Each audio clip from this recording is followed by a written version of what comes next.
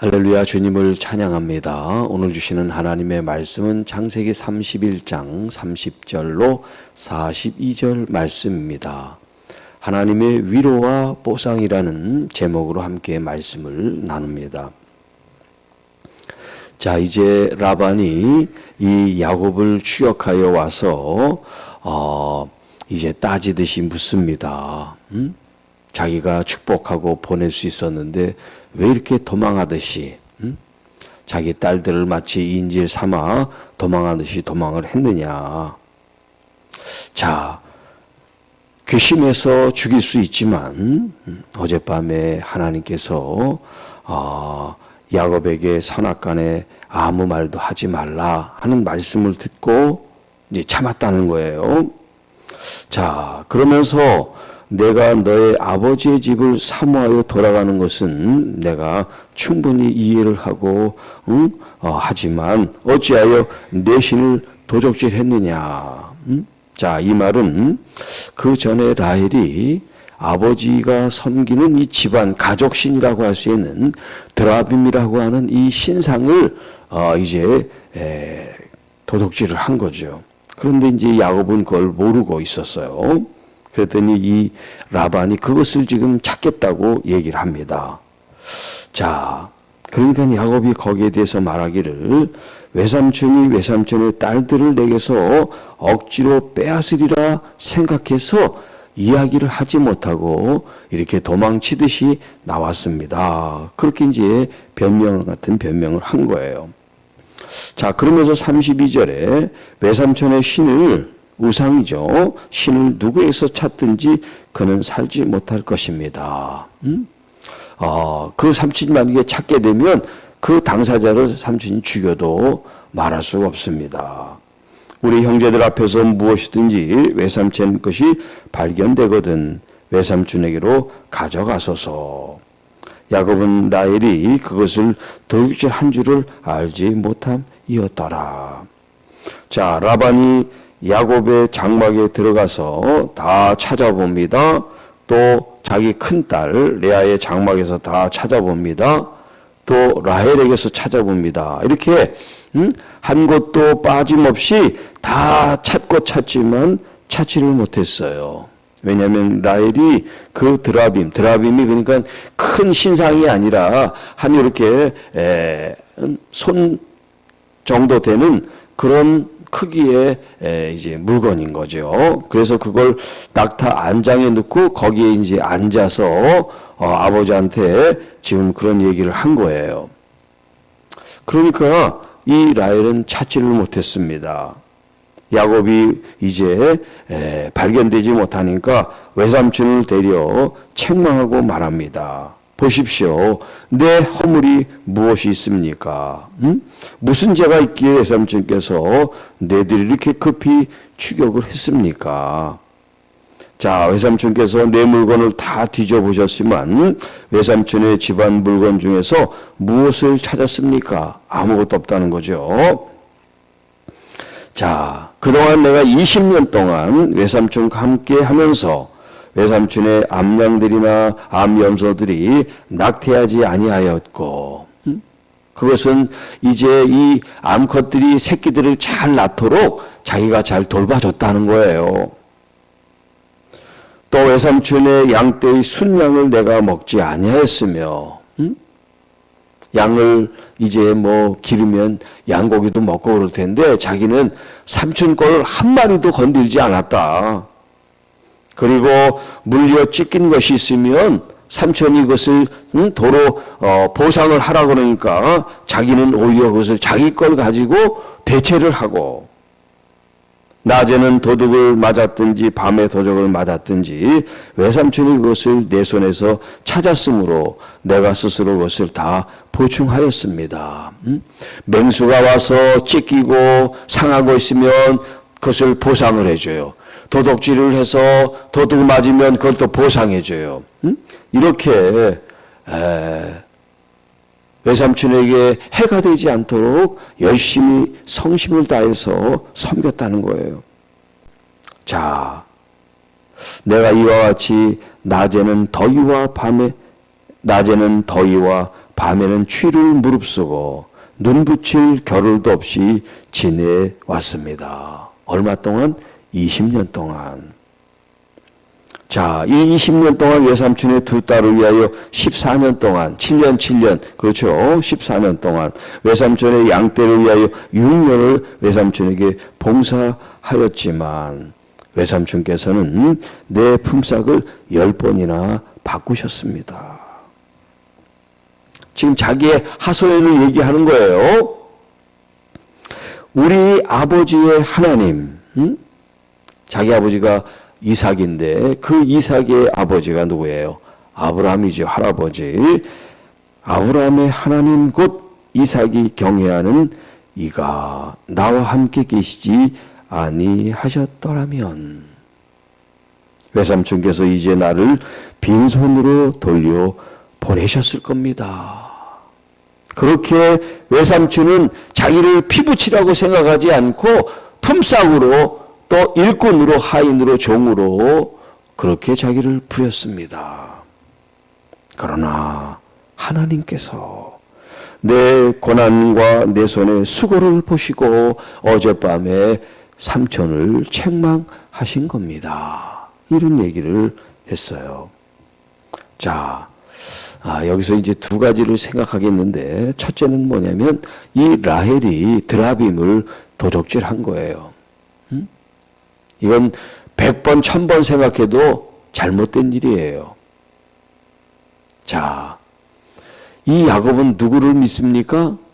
이 세상을 창조하신 전능하신 하나님. 그 하나님을 인격적으로 믿고 따른단 말이에요. 그러면 그의 사랑하는 아내가 같은 하나님을 바라보고 하나님을 믿는 믿음으로 살아야 되는데 이 라헬은 아직 그렇게 믿음으로 하나님을 따르고 순종하는 이런 정도 수준에 이르지를 못한 거예요. 그러니까 아버지, 자기 라헬의 집안이 믿는 그 신상을 가지고 오면 이제 그 신상이라고 하는 이 의미가 뭐냐면 물론 이제 신을 섬긴다는 그런 의미도 있어서 어떤 그 신의 축복을 바라는 마음도 있지만 또 하나는 그 중동 문화에서 이 가족신이라고 하는 것은 그 신을 이제 아버지가 죽어서 그 자식으로 이어지면 그 상속자라고 하는 그런 의미가 있다 그래요. 그러니까 아버지의 유산, 아버지의 어떤 그런 권한, 권세 이런 것들을 물려받는 사람이 누구냐면 그 신상을 가지고 있는 사람이에요. 그러니까 라헬은 그동안 자기 남편이 수고를 했지만 아버지한테 대접을 받지 못한다는 것에 대한 이런 마음을 품고 그 드라빔을 가지고 와서 아버지의 재물을 자기 남편이 나중에 소유할 수 있도록 그 권리를 주장할 그런 생각을 했는지 모르겠어요. 그러니까 이 신상에는 어떤 그런 신앙적인 그런 측면과 또 재물을 이제 이어받는 그런 두 가지 측면이 있어요. 어떤 면이든 간에 이 라헬이 도둑질한 것은 100번, 1000번 잘못한 거고 더군다나 그냥 물건이 아니라 그건 신상이란 말이에요. 우상이란 말이에요. 그렇기 때문에 하나님에 대한 믿음을 간직해야 될 이 라헬이 그렇지 못한 것에 대해서 안타까운 마음을 우리가 가질 수가 있다는 것이죠. 두 번째, 이 야곱의 인생은 어떤 인생이었습니까? 그야말로 자기의 권리를 제대로 주장하지 못했던 인생을 살았어요. 숨죽이면서 자기 가족을 부양하는데 자기 몸을 불사르며 더위도 추위도 배고픔도 충분한 수면도 취하지 않으면서 그가 최선을 다해서 20년 동안 수고한 그런 흔적이 이 본문에 지금 나와 있잖아요. 그런데 하나님은 그의 고백처럼 내 고난과 내 손의 수고를 보시고 라반으로부터 생명을 보호하실 뿐만 아니라 하나님께서는 그 아내와 자녀들과 또 가축대와 이런 물질의 보상을 하나님이 그에게 해 주심으로 사람으로부터 당한 그런 아픔과 상처와 괴로움과 억울함과 답답함을 하나님의 위로로 숨쉬고 호흡하고 평안을 유지할 수가 있었다라고 하는 거예요. 여러분, 우리가 사람과 사람 속에 살면서 사람이 무기가 되고 사람이 독이 되고 사람이 위해를 끼치는 그런 요인들이 참 많이 있습니다. 가족 안에서도 그렇고 이웃 안에도 그렇고 교회 안에도 그래요. 우리가 서로에 대해서 산소 같고 정말 축복의 통로가 되고 서로 격려하고 위로하는 이런 좋은 관계가 되면 좋을 텐데 그렇지 않을 때가 종종 있잖아요. 자, 그럴 때 여러분 인간적으로 그 문제를 풀기보다도 하나님께 여러분의 마음을 드리시기를 바랍니다. 하나님은 다 보고 알고 계세요. 여러분이 얼마나 힘들고 아프고 억울하고 답답하고 괴로우신지 우리 하나님이 알고 계세요. 그 하나님의 참된 위로와 또 실제적인 하나님의 보상이 여러분에게 따라지기를 축복합니다. 라반은 그렇게 이기적이고 계산적이고 정당한 대가를 지불하지 않는 그런 악덕 고용주 같은 모습을 하고 있지만 하나님은 이 야곱을 하나님의 방식으로 축복하시고 보상하시고 위로하고 계십니다. 하나님의 위로와 하나님의 보호와 보상을 오늘 여러분들이 누려야지. 드라빔을 도둑질 해가지고 그걸로 말미암아 내가 부를 축적하고 그걸로 말미암아 복을 받고 그걸로 말미암아 내가 병이 낫는다? 그런 생각을 해서는 안 된다는 거예요. 자, 우리 이제 믿음 생활 하는데도 온전한 진리에 따른 믿음 생활을 하는 사람도 있고 혼합주의적인 신앙생활을 하는 사람들이 있어요. 미신이나 우상이나 이렇게 강한 지역이나 어떤 그런 환경 속에 사는 사람들은 그 지역의 신이라 그럴까? 예를 들어서 바다에서 이제 고기를 잡는 이런 사람들은 이 바다의 용왕이라고 하는 어떤 그런 이런 대상을 또 의지하고 믿는 그런 믿음이 있단 말이에요. 그래서 하나님을 믿는 사람이 이게 혼합돼 가지고 세상에서 이제 어떤 그런 환경이나 풍습이나 이런 것들을 이 하나님과 같이 이렇게 믹스해서 신앙생활하는 사람들이 있단 말이에요.